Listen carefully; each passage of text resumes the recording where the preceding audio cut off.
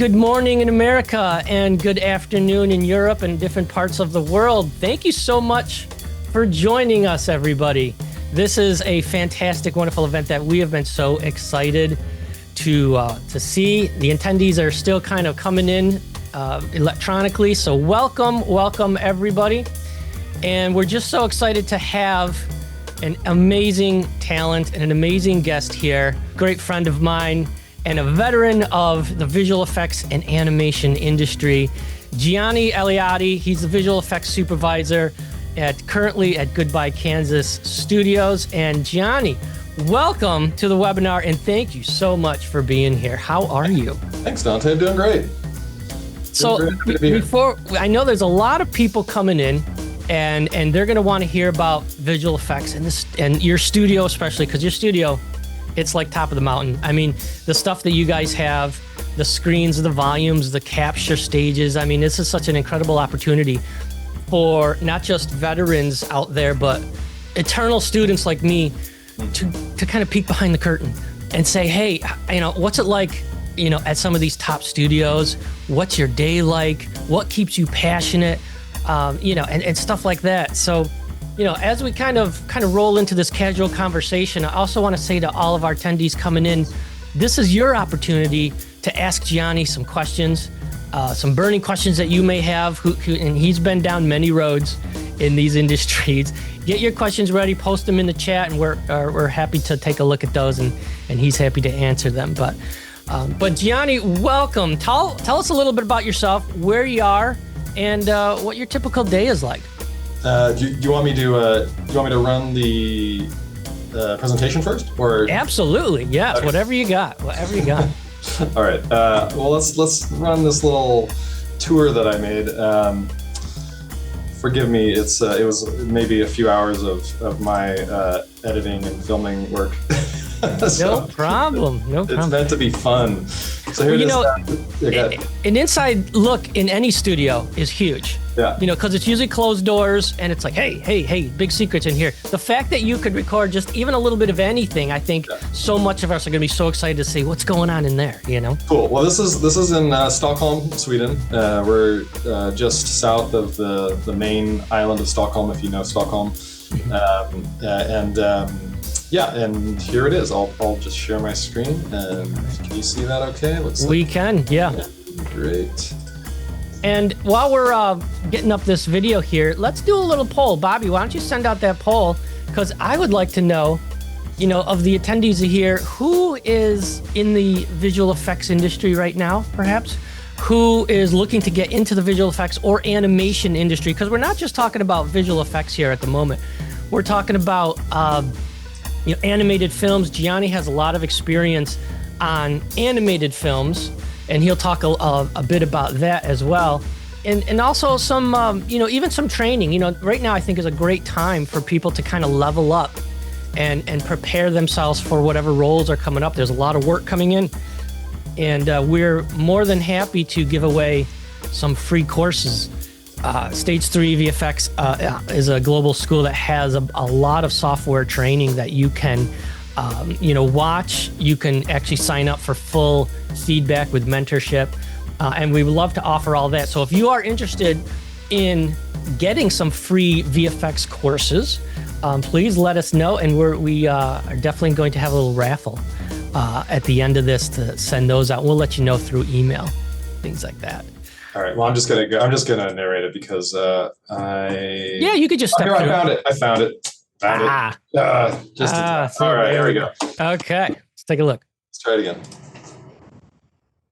If it doesn't work, then I'll just narrate. Not hearing anything yet, but. All right. Well, we'll just. Oh yeah, because there we go. There we go. Beauty. Yeah, starting over. Okay.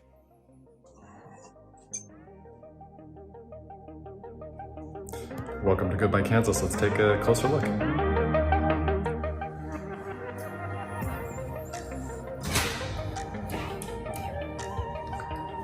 Let's go into the lobby and see all the fun. This is our lobby space and community space. Hey, is that free coffee? The mini microwaves. All right.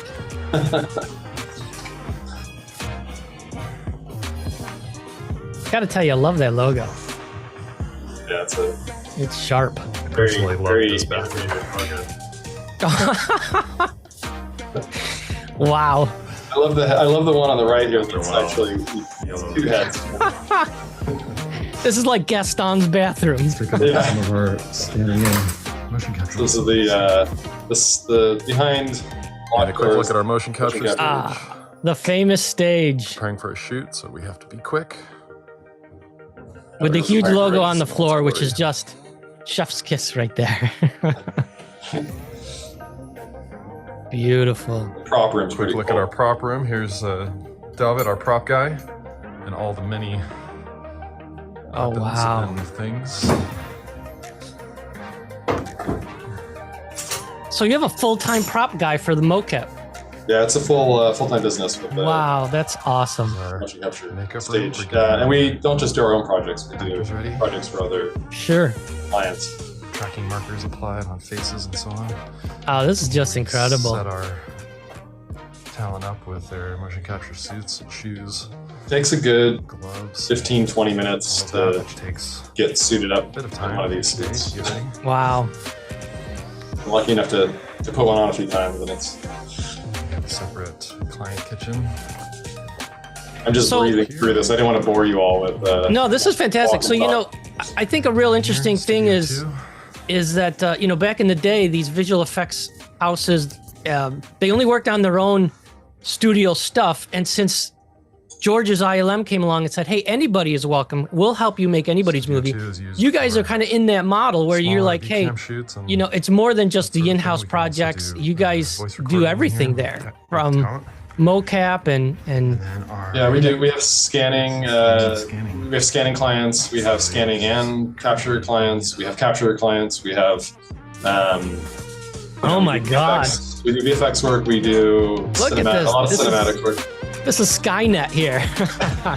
These are custom built rigs, actually. Oh my God. So is that the cyber scanning where they're going to sit in there? yeah, Basically, you're creating a digi-double. I'll let you talk to that a little bit later on. yeah, sure. Just incredible. This is our main conference room. And the well-deserved awards. It's called Death Star, but I actually think it looks more like Hoth, personally. I don't know. It's too friendly for Death Star.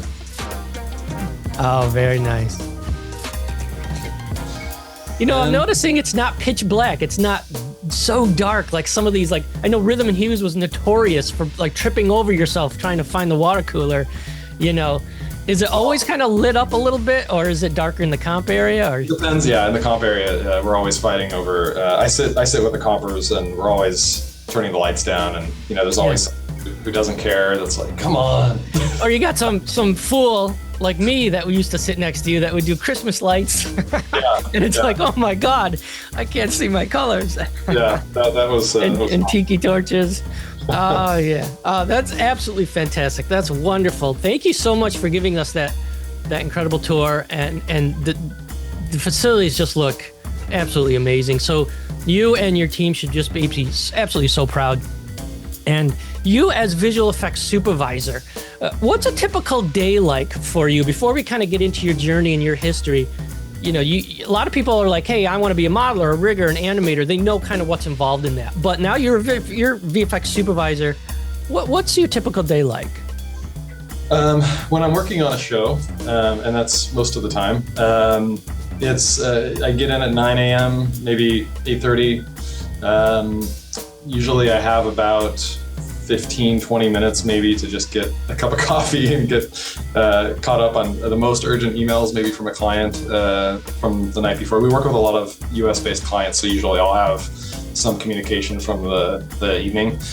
And then I'm jumping into usually like a prod sync with my producer, production manager, coordinators, just to go over any milestones for the day, any issues, any any client feedback, anything like that. So you're meeting with the heads of the teams right off the bat and say, how's everybody doing? Are there any issues, any problems, any blockers? Yeah, it's like a stand-up basically. Yeah. Just to take the temperature of the project. Where's everybody at? And of course, it changes throughout the production cycle. And in the beginning, it's more concepts and storyboarding, and then towards the end, obviously, it's going to be comps, deliveries, lighting, that sort of thing. So it ebbs and flows, and definitely my schedule as well. But then I basically sit in reviews for the entire day, back to back. I'm booked in meetings solid from 9:30 to I would say until 6 o'clock or 6:30, and it's dailies with each team. So it'd be the assets team, then jumping to in most recent case, we worked with an outsourced studio, so we had a separate dailies with the outsourced studio, and then internal asset dailies, and then animation dailies, VFX dailies, lighting dailies, comp dailies.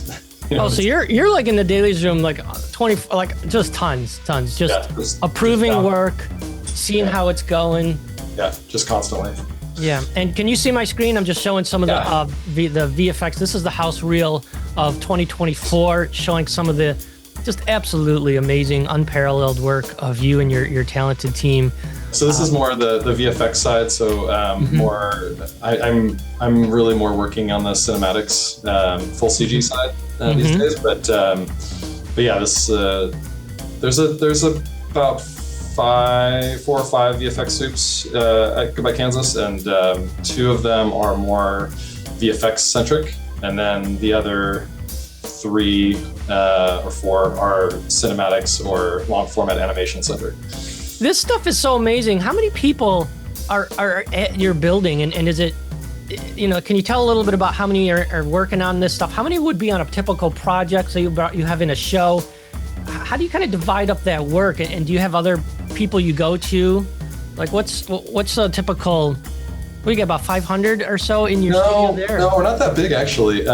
In Stockholm, I think we're only 90, and then we have another 60 or so, maybe 60 to 80, either in London or freelancers sort of throughout Europe. And then we'll work with a lot of freelancers, even based in the US or wherever, depending on the type of task, how asynchronously you can work. Yeah. So we do work with like a fair amount of concept artists, for instance, or storyboard artists based in the US.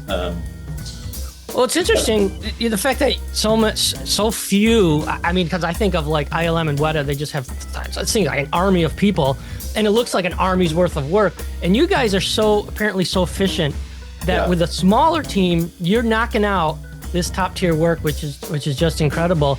Yeah. And you also mentioned that you work a lot with the US studios. Is that an issue as far as like the hours? Like you're sleeping, we're awake, we're sleeping, you're awake. Is that?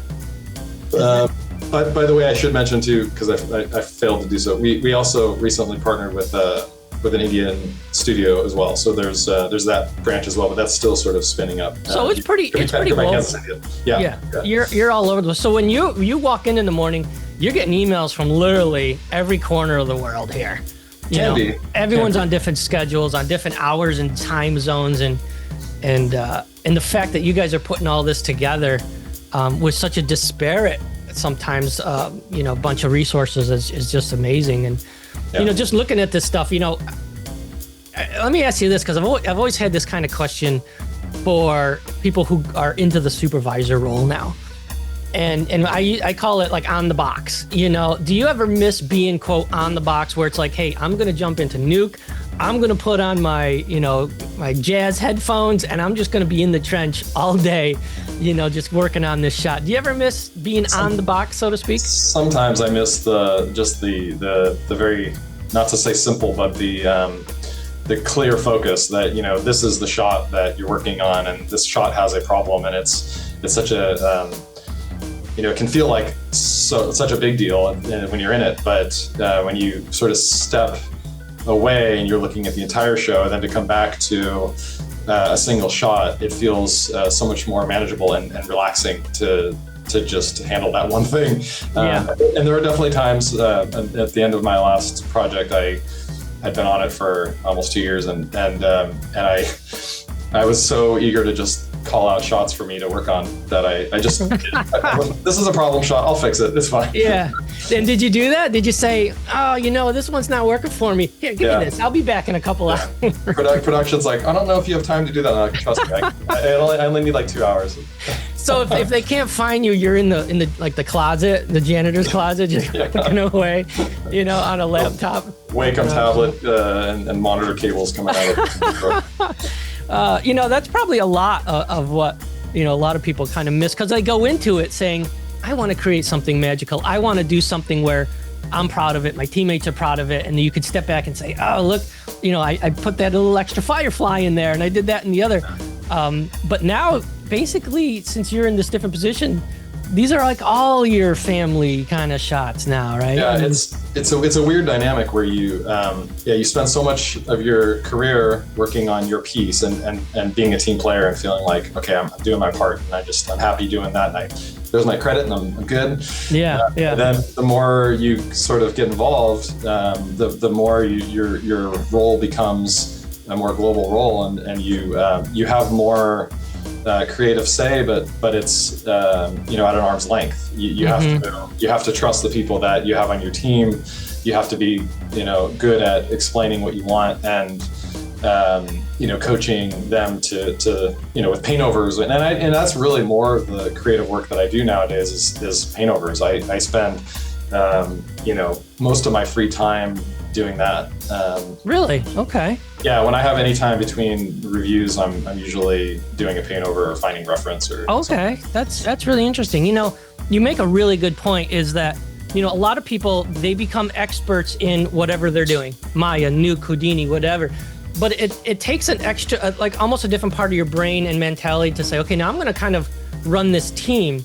And artists, we're very sensitive, we're temperamental, we get hurt, our feelings get hurt, this kind of a thing. And so you really have to almost be like part psychiatrist a little bit, right? And say, how am I going to handle this group of people? And how can I get the best out of these people? And I think that's a whole different level, really, of skill set than just being really good at XYZ in the visual effects pipeline, right? Yeah, and I think it really helps to feel confident enough in your abilities, because you oftentimes will get into situations in this role where you're looking at something maybe for the first time, and your initial thought might be, I don't know what's wrong with this, but something's wrong with it. Or, I know I can't final this, but I'm not sure why.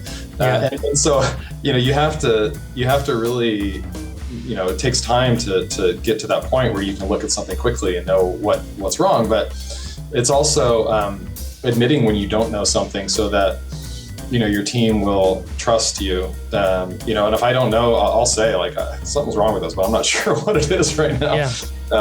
Let's take a look at this together, and figure it out. I think there's a confidence level involved in that allows you to say, I don't know what's working here, but it's not working.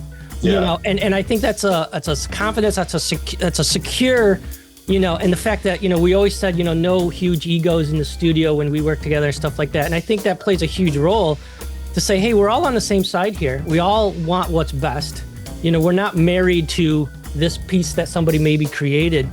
And I think that goes a long way to say, what can we do here? And maybe I don't have all the answers, and maybe this person has an answer, or that person. The best answers kind of rise to the top, kind of a thing. Yeah, and you also have to know when to be okay with something too, and let it go, because there's a lot of money wasted on things that somebody who's very attached to the frame, wants it to be as good as they can make it, and you have to realize that you're spending somebody's money at all times, and if you're spending more than is needed, then you're putting your studio in jeopardy, and that's something that I think we all need to be more cognizant of. It's just this industry was sort of built around pushing things to the max, and that sort of puts us in trouble now and again, Yeah. I mean, you must be more cognizant of how long is this taking, and is it going to get to the level that, you know, the director loves it, but you still must run into that sometime when you get like the directors or somebody come in and say, I don't know what I want, but I'm not seeing it, you know, and I'm guessing that's probably fairly rare for a studio like yours.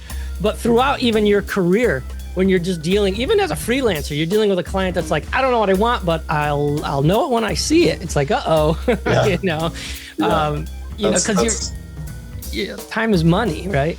Yeah, that's always, you generally need to get to a place where you're putting something in front of them and you're giving them, you know, context and a timeline to make a decision and explaining that if they don't make a decision, then, you know, it's going to affect the end result. So you need to make a decision on this thing now.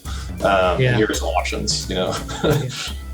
Well, you know, seeing the top tier stuff here, you're obviously at the top of the mountain, and, you know, it's so exciting to see, you know, where you are right now. But let's talk a little bit about your journey, because we have a lot of people here in the webinar who maybe just starting out, you know, and oftentimes they're like, I'm not sure what I want to do. I love games. I love visual effects. I love animation. Your journey has taken you to numerous different places on different levels, and not just like visual effects. I mean, photography and illustration and all that wonderful stuff. Can you talk a little bit about, you know, maybe your journey and how you started, and maybe give some advice to perhaps some people who are just starting out to say, you know, here's what I would have told someone, or like me that just graduated, here's what you want to hold on to or kind of keep thinking of.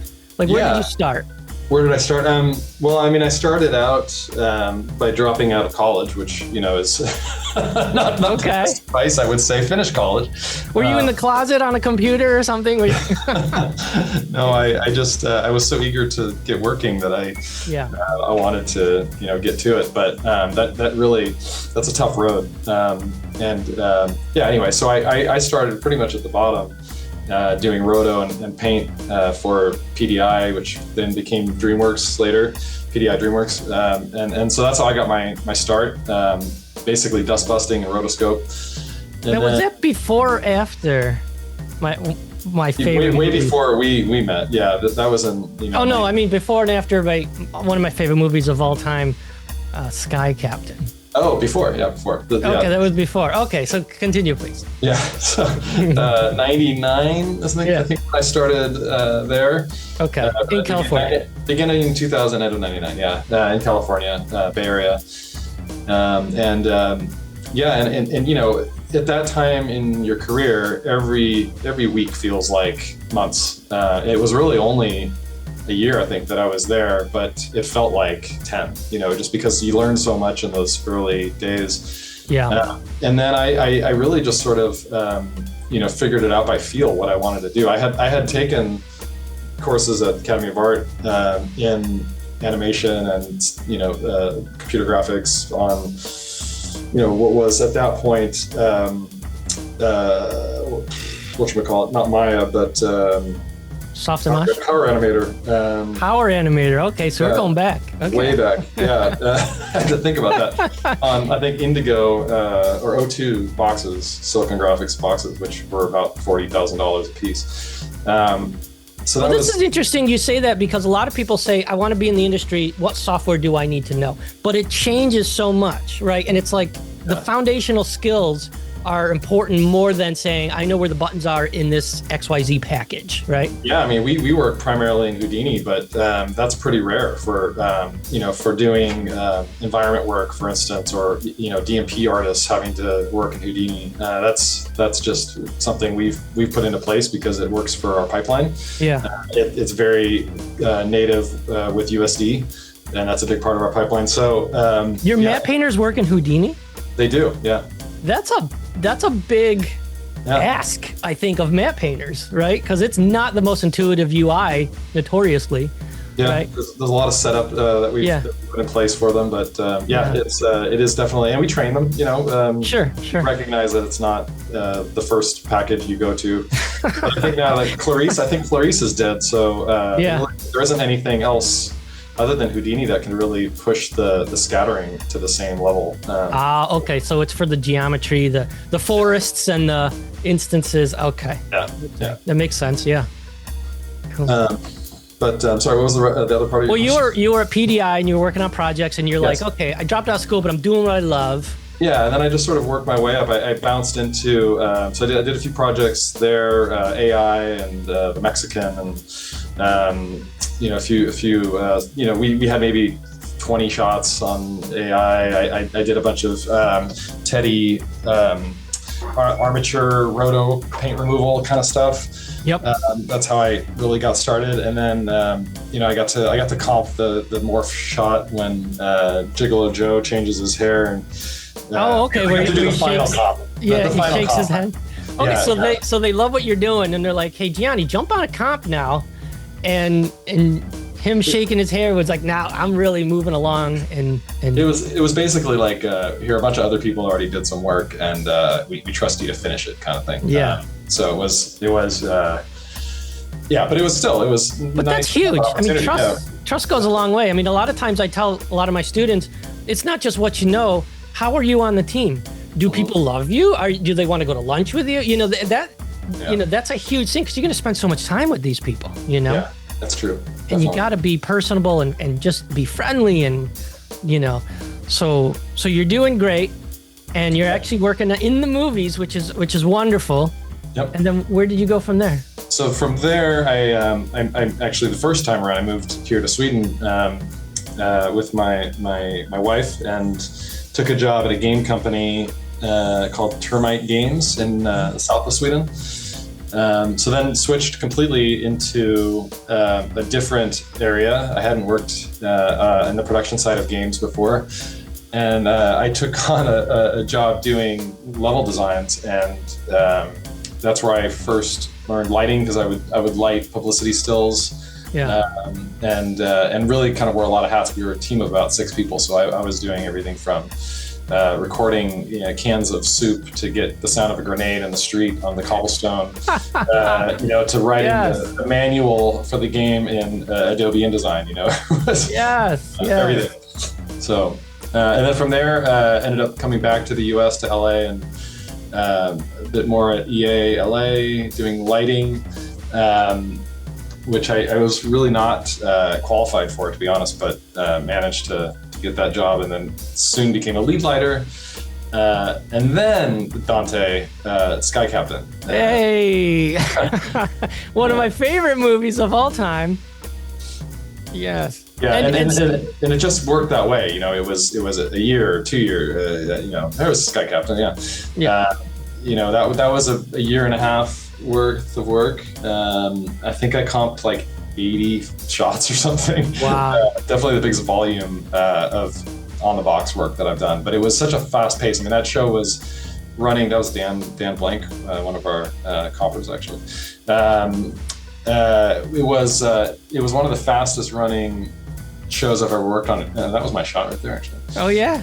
Well, what I love about this is that a lot of students sometimes say, I want to do visual effects, I want to work in the movies, I want to work on the Star Wars or the Marvel or the Harry Potter, whatever, but I can't afford the software. Maya's expensive and Nuke's expensive. You guys did this whole thing basically in After Effects, right? Yeah, that was difficult. So it's not ideal, but it can be done. It's not really, it's software built for teams. It's more built for an individual. That was my shot too. So was that. We could be here all day. So was that. I love it. This is Gianni's demo reel here. It's tricky in After Effects when you pick up a slap comp from an effects artist, and then you're meant to finish it, and you can't tell what's been buried inside each, layer. You have to basically pull everything out and then do it the way you want to do it. Yeah. So that was tricky, but it was a fun project, and it was bizarre being. We were actually on the production side, so we were actually hired by the line producer for the production company, not a VFX company. They just hired VFX artists directly. Oh wow! For production, so that was very strange. Wow. Well, amazing work. I mean, that's one of my favorite films of all time, and you just did some amazing job on it. But I always point us out to say, hey, don't wait for the humongous, pipeline and factory to make a movie. Don't wait for, that someone's going to buy you the most expensive software package. Just go do it. Just do it with what you have. If you can make something with just Photoshop or CorelDRAW, whatever the hell's out there, it may not, it's going to be a struggle, but just keep creating, and kind of don't wait for, hey, we need 30 million to make my vision, kind of. At this point, I mean, there's enough free software. I mean, you could do everything in Blender and Fusion, and edit it in DaVinci Resolve, grade it in DaVinci Resolve. And you don't need to buy any software actually. So where do you go from here in California? From there, because now I had enough work to put on a reel, I got a job at Digital Domain. I actually had offers from them and Sony ImageWorks at the same time, and I took the one at DD because it was, even though it was less pay, it was a better experience, I thought, better to learn. And I just felt like the project was going to be more interesting. It was working on Stealth versus Polar Express. So I took that job and then did that for a year. Great experience. And then I think I went to Warner Brothers after that for a couple months, and then DreamWorks after that for about another 7 years or 6 years. And what was at DreamWorks? What were your big projects there? Let's see. Over the Hedge, B-Movie, Madagascar 2, Monsters vs. Aliens, How to Train Your Dragon, Megamind. But I think How to Train Your Dragon, probably of the ones that I worked on there, was probably my most memorable, I would say. Why is that? Probably mostly because Roger Deakins was the DP, or at least he was like a sort of guest DP.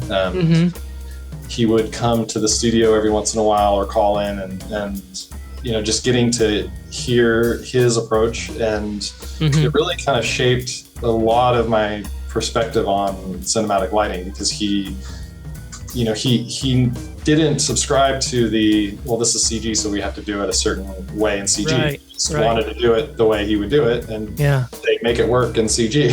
So if you're, there's no lighting continuity. We don't care about that. We care that the shot looks good. You're telling a story. And he didn't, he was okay with cheating as long as it was cheating how you would in live action. So, which is also a lot of cheating. It's just cheating everywhere. Cheating with physics. Yeah. And what I love about you talking about your journey here is that a lot of times people, younger students perhaps, think, I have to make a choice. What am I going to go into? And I often try and tell some of my students, look, your only job is to make the pixels look good. You can go into games, you can go into animation, you can go into visual effects. It's the same tools, oftentimes close to the same pipeline. They're just looking for creativity, right? They're not looking for, I can't do that. I want to work on Call of Duty versus, Star Wars. Do I have to make a choice? You've been all over the place with these things. Yeah, I worked on a few games, animation, VFX, a bit of array, mobile games. It always comes down to the same things. It's training your eye, learning to see what's wrong with an image, how you can make it better. Taking other people's work and just doing paint overs on their work is actually a great way to learn how to plus something, how to improve it. Like you said, there's opportunities in all areas of whether it's games or animation or feature films or mobile games, or whether it's for architecture or auto design or medical, or there's a lot of areas that you get into. Well, you're talking about kind of training your critical eye, right? And what advice would you give someone that might say, how can I train my critical eye? What do I need to do? Am I just supposed to watch a boatload of movies and play a lot of games? And oftentimes I tell them, well, yes, take in all this stuff and start to discern what works and what doesn't, and things like that. How would you do it? How would you give advice to a group of people that say, how do I develop my critical eye a little bit more? Do you have any thoughts on that? Yeah, I mean, it depends on what you're trying to, in what aspect you're trying to develop it. But if it's more for like overall composition and the final frame, then I would say best thing you can do is watch live action movies with the sound off. my recommendation, at least a former mentor of mine, would highly recommend watching movies from the 70s and 80s because the pacing is a little bit slower and a fantastic era of filmmaking with not a ton of visual effects. So you can also, you can really know that what you're seeing is in camera for the most part. And I think that's important too, because a lot of times we use visual effect shots as a basis for what things should look like, and that's already not true. Right. So it's important that you're looking at real reference of something that was shot with a camera. Don't do a copy of a copy. Yeah. It's hard. It's getting harder and harder to actually find, anything that doesn't have any sort of digital effects. I mean, everything's been graded. Everything's been touched in some way. So. Yeah, I love the fact that the key, I think you said, is to turn the sound off, because you're gonna get engrossed in the story, and then you're gonna forget to analyze the shot. Like Raiders. I used to watch Raiders of the Lost Ark on mute, and just Spielberg's A to B camera moves were just gorgeous. Yeah. I mean, he still does gorgeous work, but that just a wonderful. Analyzing those things just to kind of develop your sense of composition and motion and stuff like that is just wonderful. Yeah, you can almost maybe watch the sequence at a time too, and break it down too. Do diagrams.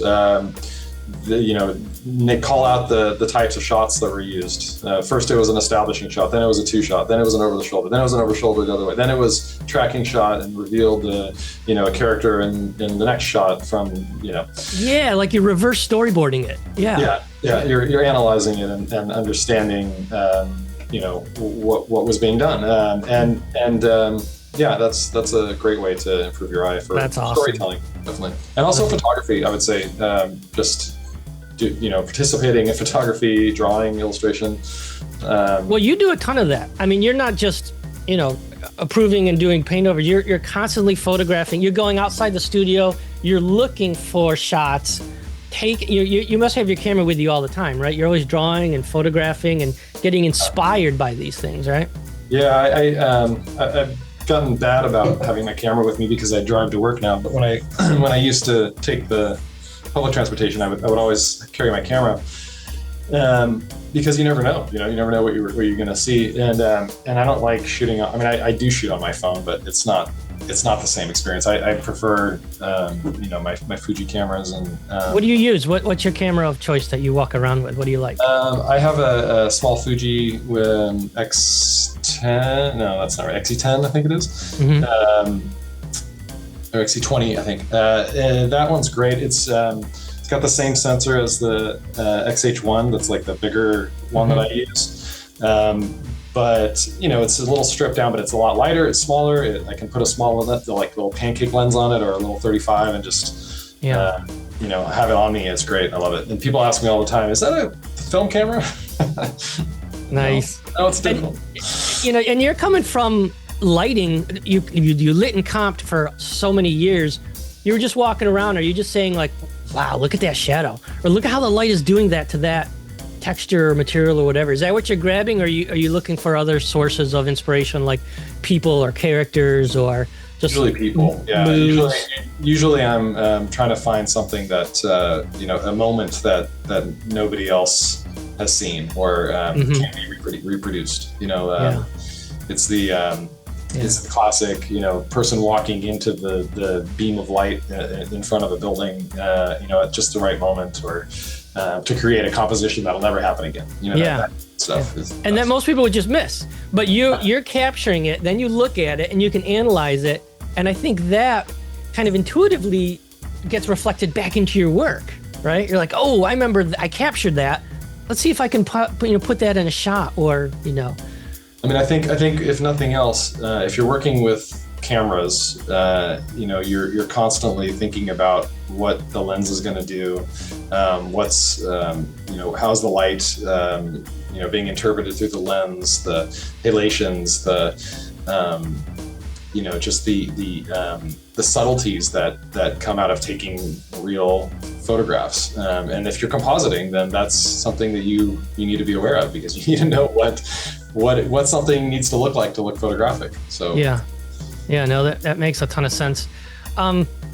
going through your journey, I know you went to Sledgehammer Games. You've been to many different industries. You did a huge stint at Industrial Light and Magic, and everybody loves you know doing that thing. Especially you were there at the time George moved over to Disney and that kind of a thing.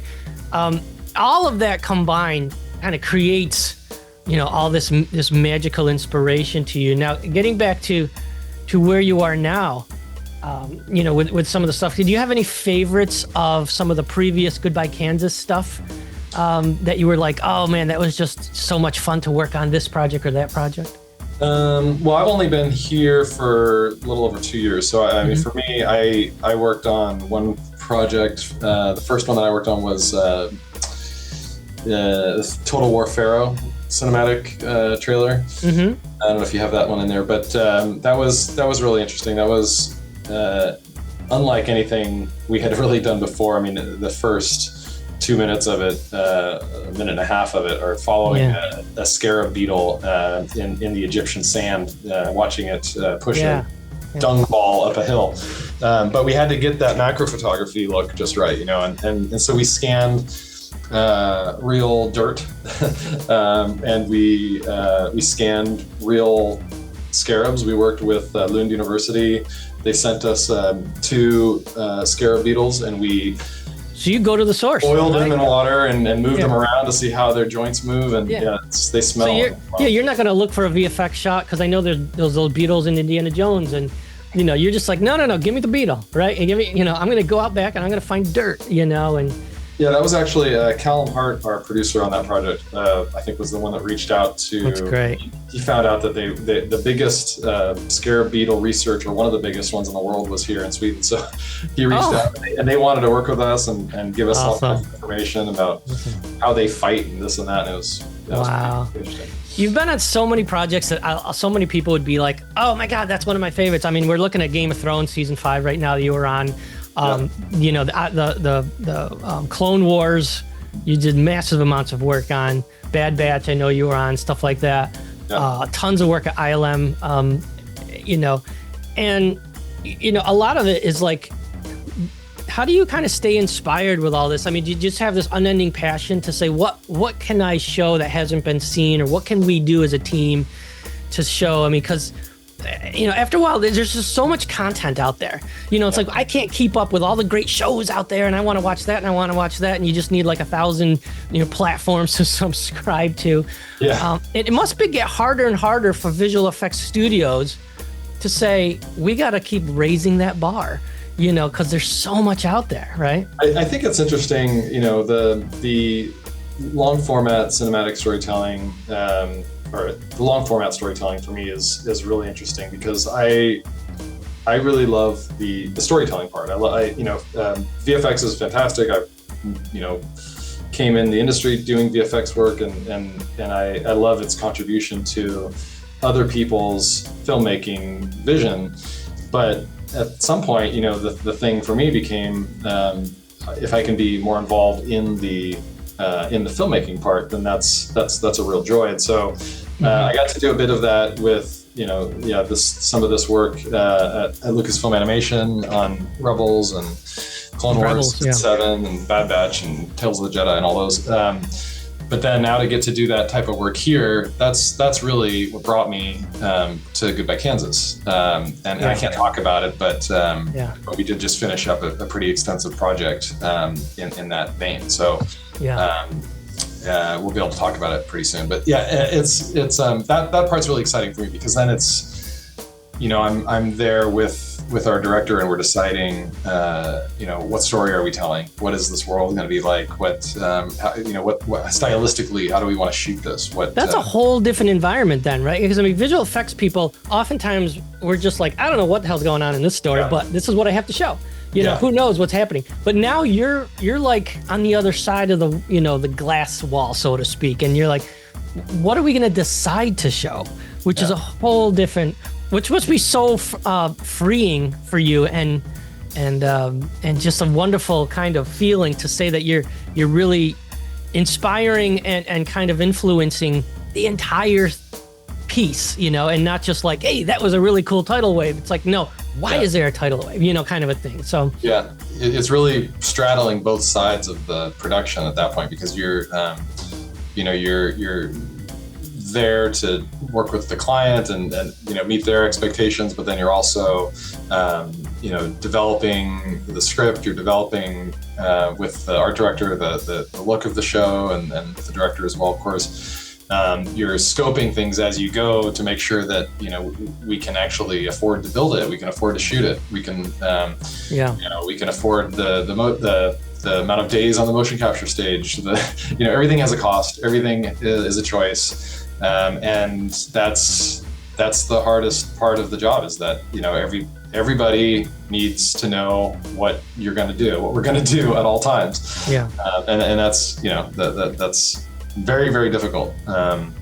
Estimating does estimating ever get easier? Because everyone is like I suck at estimating. People always continue to this day. I mean, I'm an old man. I've been in the industry or working in art for decades. I still can't tell you how long something's going to take me, because it's always going to be 3 times longer than I thought it would be.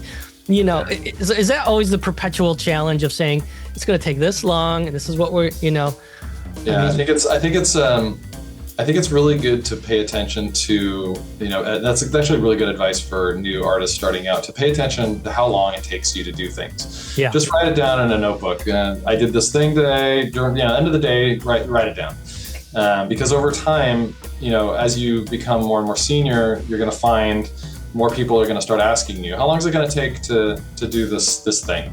And you need to be able to say, realistically, how long it's going to take, because the bids on the projects are based on an expectation, and if things take longer than what we're bidding, then we start to lose money. So it's really important, actually, and you do get better at it, I'd say. I also lean heavily on the leads and department supervisors for their expertise on that stuff. But it's never fun. I don't enjoy bidding. That's well, it's also so important, I think, because a lot of artists are also freelancers. Whether they're in motion design or whether they're in animation, or even if they're just working on, some cool commercial or something. If you bid low because you think, oh, that's only going to take me this long, but you forget about all the setup time, and then you ended up losing money, and you never want someone to say, where the heck is this thing already? And it's like, this is a lot bigger than I thought, and that kind of a thing. So, or basically the soup has to come in and say, you're done, even though you don't want to be done, because there's no more money to spend, and then you've shot yourself in the foot, because now you can't put the time into it that you wanted to. And it's art is so subjective. It's like, is it ever really done? We always kind of say a project is never finished, it's merely abandoned, sometimes in pieces. And it's like, and I think a lot of times artists look at shots, even if they see it on TV or in a screen, and they're like, oh, there's my thing. Oh, I wish I did that. Oh, I wish I put that, they always see those little things that they want to keep pushing. But realistically, you just have to say, this is wonderful, let's go with it. We only have it's like 10 to 11. I don't want to keep everyone too much longer, but I know there's some great questions coming in, and if you wouldn't mind answering a few. Here's one from Betty Duhow. I hope I said that correctly, but she says, how many years do you think it takes? I mean, she's talking about education and tools, really, to be employable and work in an animation studios. I think we have a lot of students here who, like you, are just chomping at the bits. Like, I got to get in there. I want to start creating. I mean, you left school because you're like, I'm going in. I'm doing it. That was a dumb choice, though. So don't do that, Betty, he's saying. But a lot of times people are out there, and like you said, they're using Houdini. They're using some of the free stuff. And it's probably not so much, how much time has passed, but what advice can you give someone that's just cranking away on their own, over and over? And when do they think, hey, can I go do this? I I just want to say, we also use Blender. We also use Maya. You do use Blender? Wow. Oh yeah, okay. Yeah, we do, definitely. Cool. Mostly on the previs side, but we do. Mm-hmm. I would say it depends really on the person. I mean, I think the best way to get noticed in a reel and to be hireable is really to have a very clear direction. If you're presenting your reel to somebody, they're looking for a person to do X, Y, or Z. They're looking for somebody to come in as an environment artist, maybe a animator, DMP artist, whatever, what have you. If you come in, you apply for a DMP artist position, and you've got green screen keys in your reel and the second shot. I'm looking at the job rec, and I'm looking at your reel, and I'm going, well, this person, they're just applying. They don't even know what they want to do. So it's important that your focus in your reel really matches what you're applying for. And if that means making more than one reel for different applications, then so be it. I've had different resumes for different jobs. It's, you need to highlight the things that you want to be noticed for. So then, as far as being ready, I think it's really just when you get to a point where you can look at your work next to other people getting jobs out of school, and you can say, yeah, critically, my work looks as good or good enough or close enough to those other people's work. Yeah. Do you look at reels? Are you involved in that? I mean, I know it goes through a lot of channels, and you have recruiters and HR, but do they put a pile in front of you? And the kind of magic question I think a lot of students are always like, how many seconds do you actually look at a reel before you're like going to be invested in watching more than X amount of time? I mean, usually for most of the positions, they go through the department, like the heads of departments.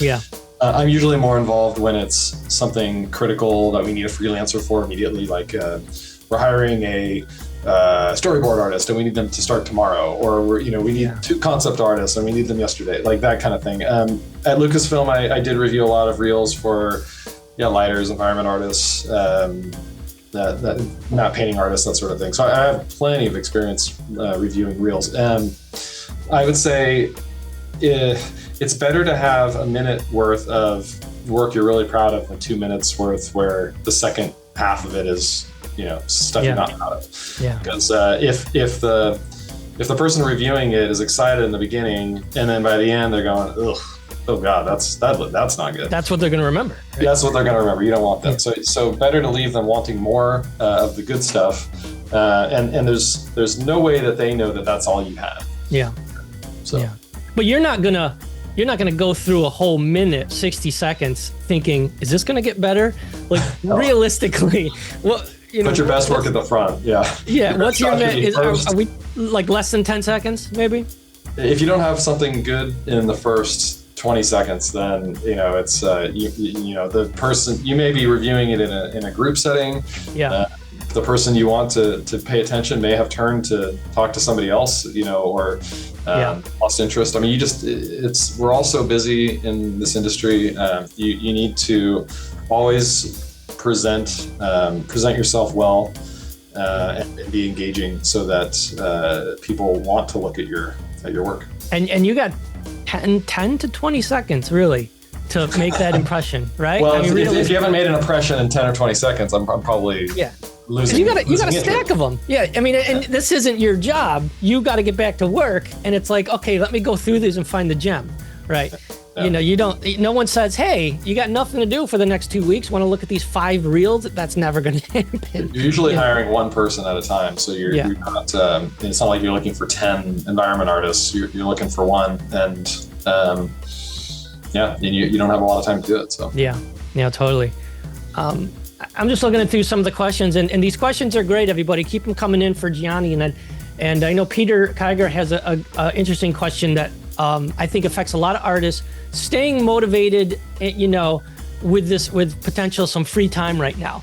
And do you do personal projects? Do you stay, like, how do you stay, you don't probably have time for any personal projects. You're exhausted when you come home by the day, but I used to. I mean, I used to. What were some of those personal projects that you did to keep your chops up? Probably most recently, a couple of things. I did one project for Autodesk. I don't know if you have it in here, but it was a couple like demo spots. They were releasing, I think, Maya 2018 maybe, or 20... Oh, you mean with the mechanical bug guy? Yeah. I was on that with you. I don't know if you remember. Yeah, I do remember that. That's right. Thanks for remembering. I'm kidding. No, that was a lot of fun. Tell us a little bit about that. I don't have the video clip with me here, but. Oh gosh. Well, there was, I think there were three shots, plate shots for the bug. Invasion, right? Alien mechanical invasion that looked like a big metal spider, maybe like the size of of the L'Arc de Triomphe or something, pretty big. But it was an unusual client because it wasn't for a movie or a TV show. It was for Autodesk. Autodesk to show Maya and blah, blah, blah. Yeah, and I've seen it pop in every once in a while. They'll have it on some tutorial page or something. And then the other one was, you didn't work on that one, but there was one that was also for them. It was a few shots of, we replaced cars on the salt flats. I think, where is that, Salt Lake City? The racer. Yeah, and there was, we did these CG hover cars instead of the actual car. So it was a lot of plate prep and replacement and then CG cars, and that was fun. So it's really a good time, if you have some free time, because I know a lot of people in the industry have some time right now, and I know a lot of work is ramping up quite a bit finally, which is nice, that you can say, hey, you know what, I always wanted to model, I always wanted to light, and it's probably a great time to kind of level up and do those things, right? Yeah. And just to, not to put pressure on yourself to say, okay, it's got to be as good as what I've seen in but just play with that and see if you like it. And then kind of move forward, because, there's always another big question that people say that goes across the industry: generalists or specialists, and oftentimes people say, oh, generalist, jack of all trades, master of none.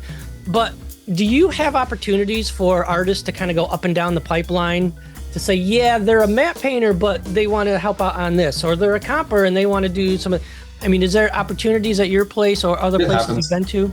Yeah, it happens. It really just depends on the skill set of the artist and how well they know the other department's pipeline. Yeah. But there's really nothing limiting that unless you're just so good at one thing that you keep getting booked on jobs doing that one thing.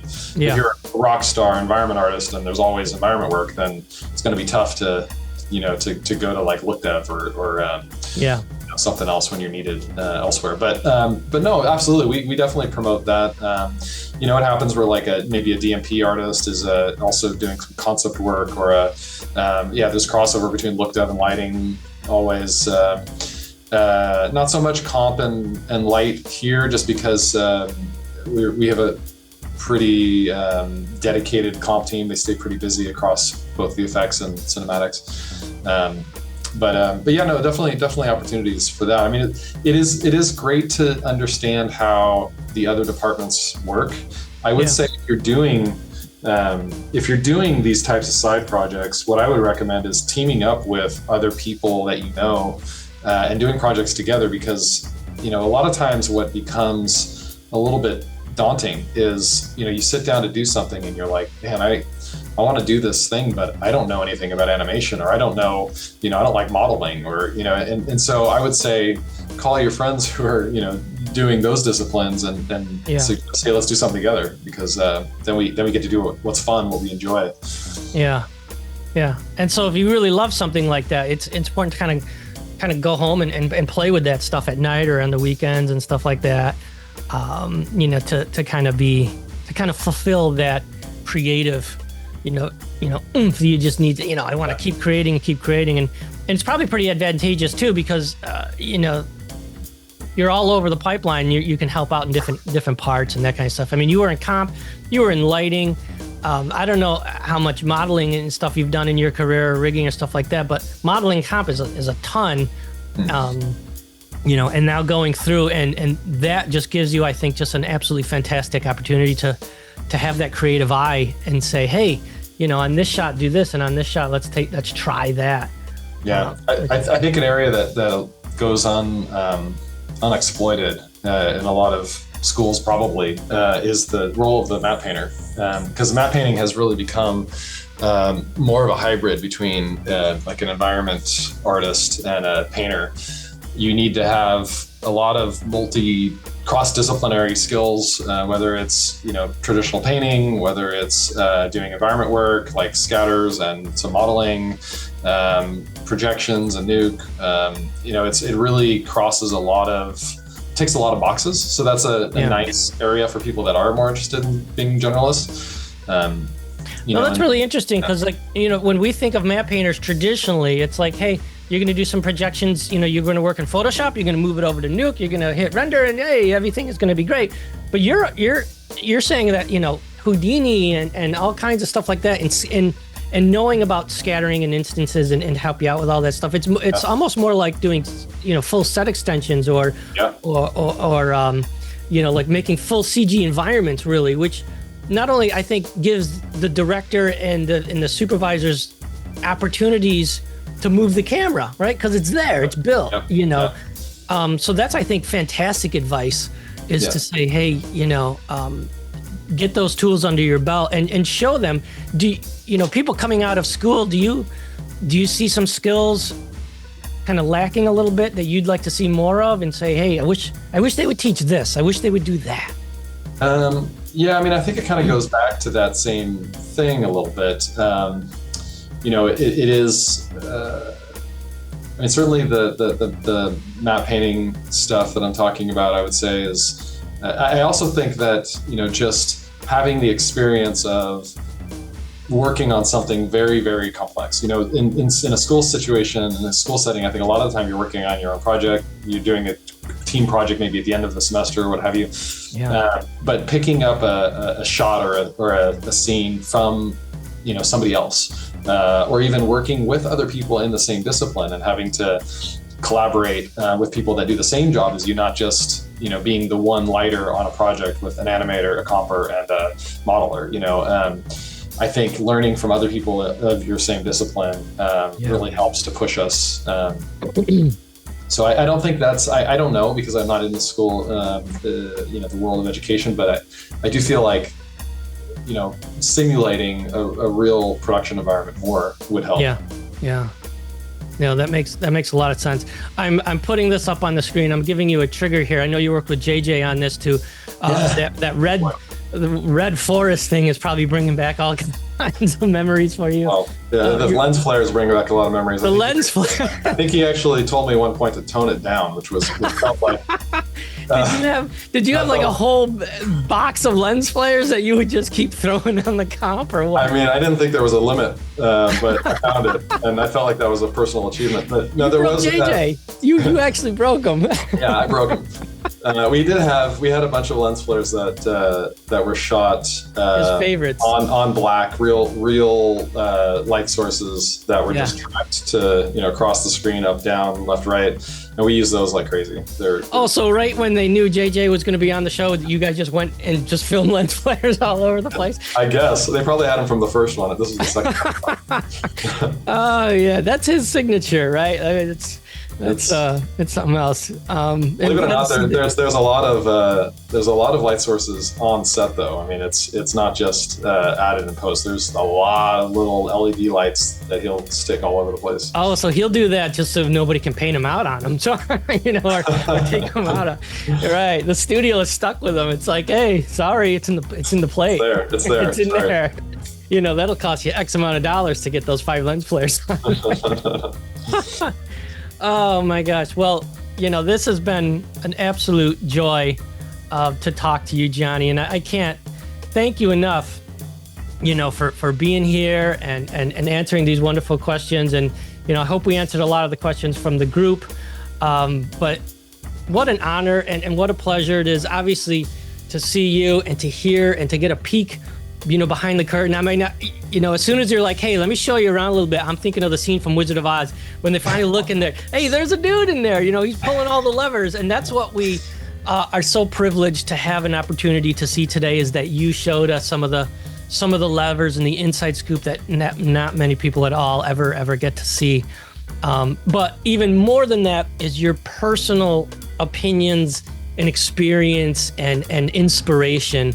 For those of us, I'm an eternal student, and I'm always trying to learn. And I just love listening to you talk about this stuff. It's just such a absolute pleasure, and we can't thank you enough for being here. So thank you. That was a lot of fun. Yeah, that's wonderful. That's wonderful. And when you have more projects that you can release, we'll bring you back, and you can talk about those as well. So sounds good. Yeah, I can't wait for you to see the project we just finished. So. Yes, absolutely. So thank you again, everyone from Stage 3 VFX and across the world. Thank you so much, Gianni. Keep creating, keep kicking ass, and we can't wait to see what you do next. Sound good? Sounds good. Thank you. Awesome. Thanks, buddy. Bye. Thank you, everybody. Bye-bye. Have a great day.